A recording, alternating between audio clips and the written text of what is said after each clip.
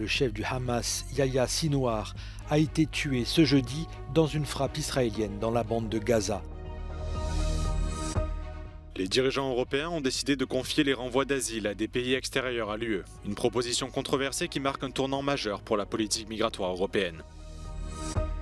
Les Moldaves voteront dimanche pour l'élection présidentielle et lors d'un référendum sur l'adhésion du pays à l'Union européenne, à laquelle 60% des électeurs du pays seraient favorables.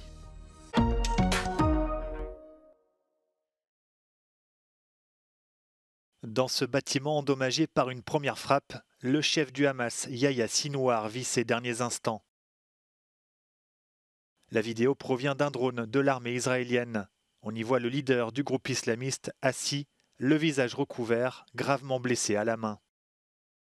Quelques instants plus tôt, des soldats israéliens s'en étaient pris à 3 militants du Hamas dans le sud de la bande de Gaza, sans savoir que l'un d'entre eux était Yahya Sinwar, considéré comme le principal responsable des massacres du 7 octobre 2023 en Israël.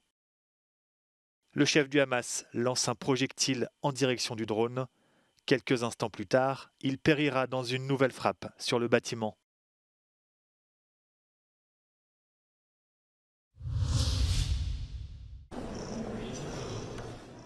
Volodymyr Zelensky appelle les alliés de l'Ukraine à rester unis. Le président ukrainien a lancé son appel à Bruxelles où il s'est adressé aux dirigeants des 27. Volodymyr Zelensky s'est également rendu au siège de l'OTAN où il a là aussi présenté son plan pour la victoire. Depuis plusieurs semaines, l'armée ukrainienne recule dans le Donbass. L'Ukraine réclame notamment la levée des restrictions sur l'utilisation des missiles occidentaux longue portée. Strengthening of Ukraine, it's not only depending on the weapon, this kind or that kind, it's depending on the will. If our partners will not lose their unity, we will not lose. This strength. And we will not use that. We will not lose that unity. It's you so can count important. on that. And my message today to Vladimir Vladimirovich Putin is that if he thinks we will not. Selon le porte-parole du Kremlin Dmitri Peskov, le plan de Volodymyr Zelensky est une tentative d'entraîner l'OTAN dans la guerre.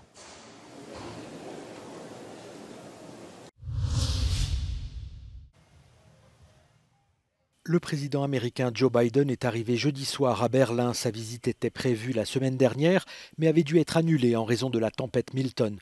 Joe Biden devrait évoquer la guerre en Ukraine pour son dernier voyage en Europe avec des dirigeants du vieux continent. Mais que peut-on attendre de cette rencontre juste avant l'élection présidentielle du 5 novembre ?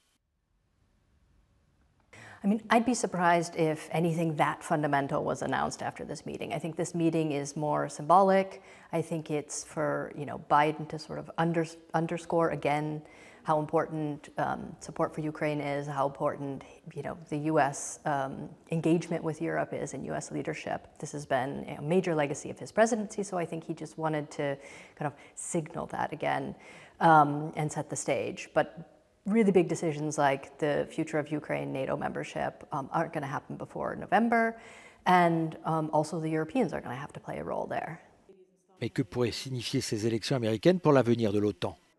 The negative scenario under Trump, but even Harris, if you have Harris and a really divided or stuck EU, as we framed it, is a very weakened NATO, because you have a massive security threat in the eastern border of the continent that requires either a really strong US presence or something to change on the European side and for the Europeans to gain capabilities. And if the Europeans don't do that, then you'll have a very weakened NATO right away in 2025 and a very weakened European security, let's put it that way.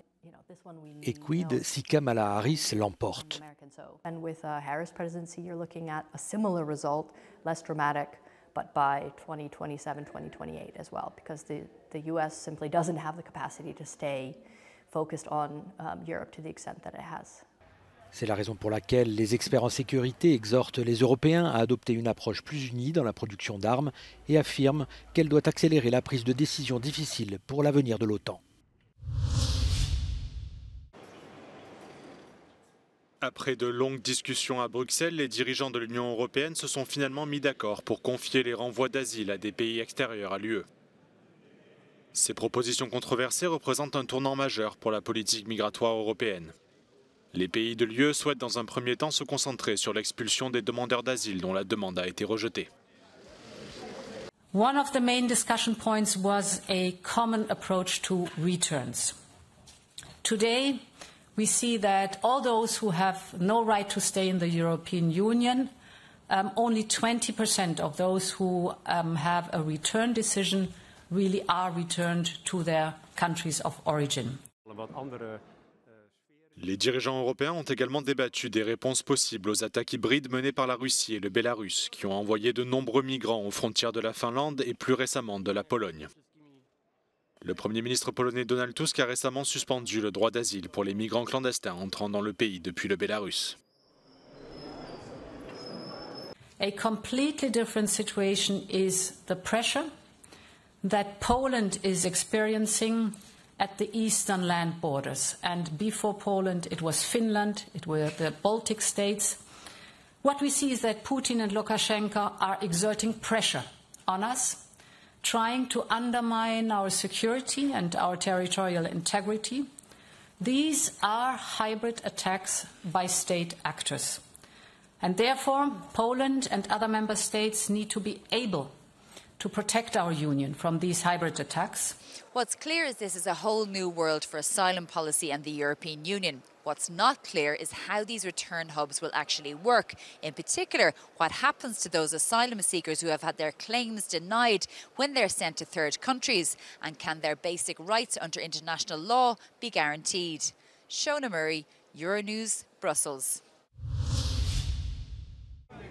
Le président de la République de Chypre, Nikos Christodoulides, est favorable à la conclusion d'accords stratégiques avec des pays tiers en matière de migration. Dans un entretien exclusif accordé à Euronews, le président chypriote révèle que l'accord de l'Union européenne avec le Liban avait donné des résultats. L'accord comprenait une aide économique à Beyrouth en échange d'une coopération pour réduire l'immigration illégale vers l'Europe. Nikos Christodoulides souhaite l'ouverture de discussions sur d'autres solutions possibles, y compris concernant des centres de retour hors Union européenne. Είμαστε έτοιμοι να εξετάσουμε όλες τις επιλογές εκτός του κουτιού, επιλογές όμως που να συμβαδίζουν και με το διεθνές ανθρωπιστικό δίκαιο, να είναι μέσα στο πλαίσιο. Γι' αυτό το είπα και σήμερα. Σε αυτήν την προσπάθεια που κάνουμε θα πρέπει να είναι μαζί μας και η ΥΠΑΤΗ αρμοστία για τους πρόσφυγες, για να διασφαλίζουμε ότι αυτό που κάνουμε είναι εντός του πλαισίου. Και πιστέψτε με, υπάρχουν επιλογές οι οποίες, ναι, θα βοηθήσουν από τη μια να αντιμετωπίσουμε αυτή τη μεγάλη πρόκληση, πάντα εντός του πλαισίου της διεθνούς νομιμότητας. Chypre est l'un des premiers pays de l'Union européenne à prôner la normalisation des relations avec la Syrie afin de faciliter le retour des migrants. Depuis la guerre civile de 2011, de nombreux réfugiés qui ont fui vers le Liban tentent d'atteindre Chypre, dont les côtes sont à moins de 200 km. Le président Christodoulides pose des conditions. Και δεν μιλώ για το καθεστώς του Άσαντ, που οι θέσεις μας είναι κοινές. Αυτό όμως δεν πρέπει να μας παρεμποδίζει από το να συζητήσουμε το θέμα της επιστροφής Συρίων στη χώρα τους. Αλλά για να επιστρέψουν αυτοί οι άνθρωποι θα πρέπει να υπάρχουν υποδομές. Αν δεν υπάρχουν nοσοκομεία, αν δεν υπάρχουν σχολεία, αν δεν υπάρχουν δρόμοι, δεν μπορούν αυτοί οι άνθρωποι να επιστρέψουν. Cet entretien avec le président Christodoulides s'est tenu quelques heures après la réunion tripartite avec le secrétaire général des Nations Unies et le chef de la communauté chypriote turque. Ces échanges ont pour objectif de relancer les pourparlers sur un accord de paix et de réunification. Les derniers pourparlers ont eu lieu il y a 7 ans et n'avaient pas abouti. Le président Christodoulides explique l'importance de ces pourparlers pour l'Europe.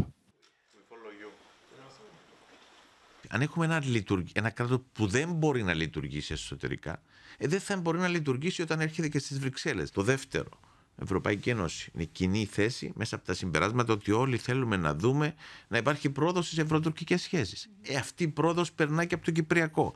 Chypre est divisé depuis 1974 à la suite du coup d'État en Grèce. La Turquie était intervenue dans le nord de l'île.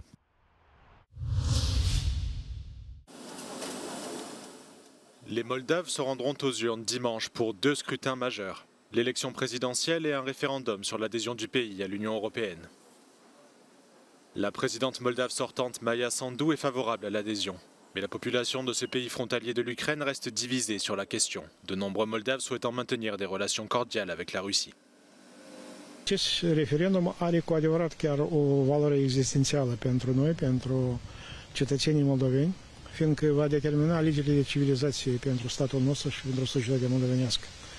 Noi cu adevărat suntem europeni în sensul că aderăm la civilizația europeană sau continuăm să rămânem sovietici și aparținem unei civilizații care a plecat în istorie. Les autorités moldaves ont tiré la sonnette d'alarme au début du mois d'octobre face à une tentative présumée de la Russie d'influencer le vote des électeurs moldaves. Chișinău affirme que Moscou a dépensé près de 100 millions d'euros pour saper le processus électoral, notamment par le biais de campagnes de désinformation coordonnées visant à faire basculer le vote en faveur des candidats pro-russes. Jeudi, le Premier ministre moldave a conseillé aux électeurs de rester vigilants. De voi, dragi cetățeni, depinde să opriți atacul asupra democrației. Duminică voi faceți alegerea. Ne întoarcem în trecut, singuri, fără resurse pentru dezvoltare, vulnerabili în fața provocărilor sau mergem în viitor, în familia țărilor civilizate. Majoritatea tinerilor care am vorbit aici la Chișinău au spus că își doresc ca țara să facă parte din structurile europene.